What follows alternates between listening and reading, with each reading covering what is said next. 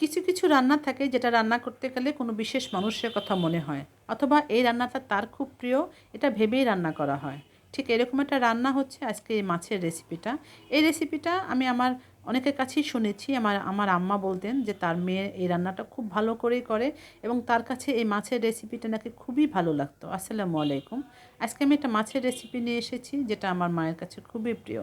এখানে আমি কাতল মাছ নিয়েছি 5 পিস। আপনি চাইলে যে কোনো মাছ দিয়ে এই রান্নাটা করতে পারেন, যেমন রুই, কাতল, মৃগেল, এই ধরনের কালবাউস, এই ধরনের মাছ এই রেসিপি দিয়ে খুব ভালো হয়।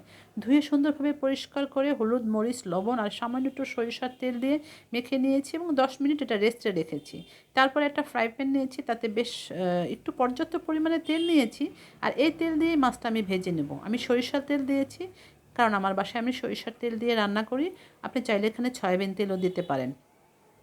তো সবগুলো মাছই এখানে বসিয়ে দিয়েছি মিডিয়াম আছে। মাছটা আমি ভেজে নেব, এপিট ওপিট করে বেশ একটু ভালোভাবেই ভেজে নেব। একদম মুচমুচে করেও ভেজে নেব না, আর হালকা করেও ভেজে নেব না, ঠিক মিডিয়ামভাবে মাছটা ভেজে নেব।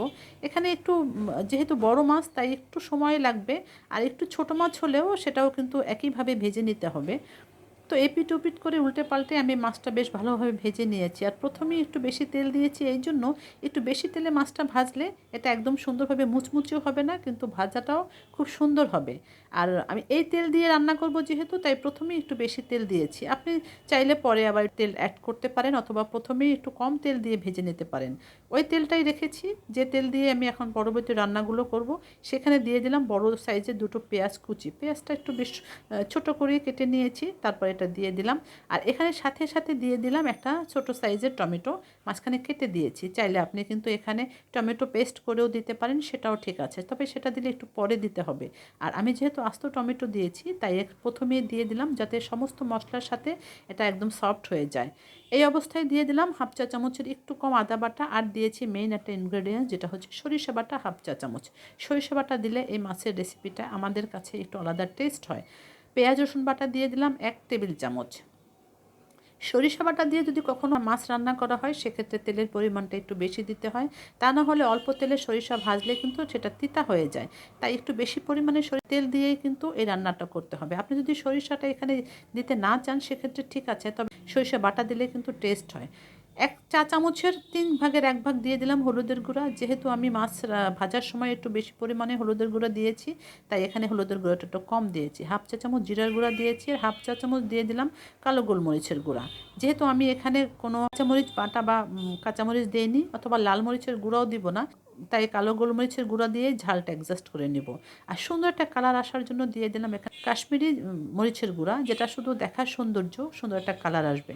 স্বাদ মতো লবণ দিয়েছি, তবে লবণ তো আমি ভাজার সময় দিয়েছি, সেক্ষেত্রে এখানে একটু অ্যাডজাস্ট করে দিতে হবে। সামান্য একটু পানি দিয়ে মশলাটা বেশ ভালোভাবে কষিয়ে নেব, যতক্ষণ না পর্যন্ত এটা তেল ছেড়ে দেয়। আর এই পানিটা কিন্তু আমি 2 ধাপে দিয়েছি। প্রথমবারে কষিয়ে নিয়েছি, সেটা যখন তেল ছেড়ে দিয়েছে তখন আবার একটু পানি দিয়ে দিলাম। 2-3 ধাপে যদি মশলা সুন্দরভাবে কষিয়ে নেওয়া হয় তখন কিন্তু মাছটা খেতে ভালো লাগে। আর যেহেতু আমার ওইদিকে মাছটা খুব সুন্দরভাবে ভাজা আছে, তাই মশলাটা কষানোটাই হচ্ছে মেন কাজ।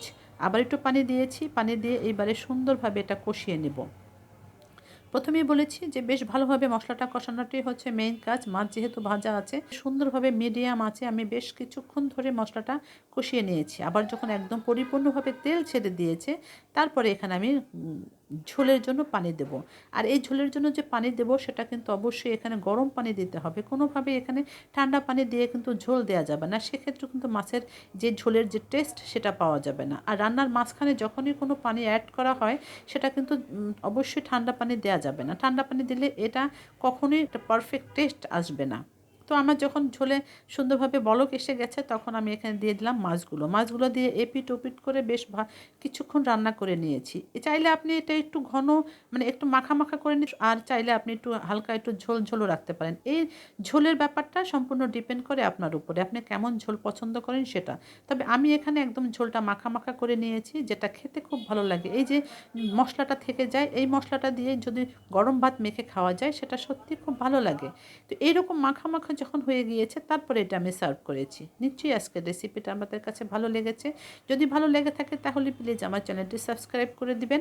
আর এরকম নিত্য নতুন রেসিপি পাওয়ার জন্য অবশ্যই বেল বাটনটিও প্রেস করে রাখবেন। তাতে আমি যখনই কোনো নতুন নতুন ভিডিও আপলোড করব সাথে সাথে আপনাদের কাছে নোটিফিকেশন চলে যাবে। ভিডিওতে একটি লাইক দিতেও ভুলবেন না। সবাই ভালো থাকবেন। আল্লাহ হাফেজ।